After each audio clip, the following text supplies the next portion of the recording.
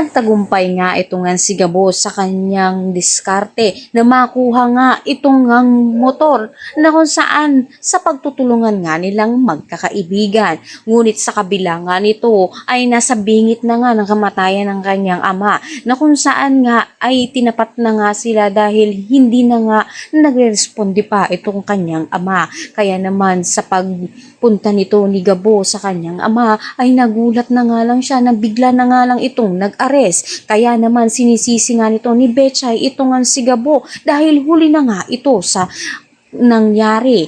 Kaya ngayon sinisisi nga nito ni Gabo kung sinong gumawa sa kanyang ama.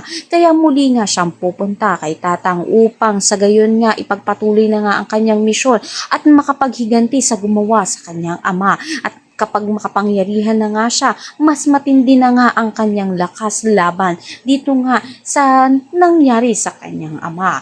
Kaya naman, ang utos sa kanya nito ni Tatang na makita nga niya ito nga si Mr. Chan at makuha nga niya ang lahat ng ginto nito. Ngunit magkikita nga muli sila nito ni Sam na kung saan ikakagulat nito ni Sam na naroon na naman nga ito nga si Gabo. Kaya naman pakatutukan nga natin muli ang muli nilang pagkikitang dalawa. Ang lahat ng yan abangan natin. Maraming salamat sa inyong panood.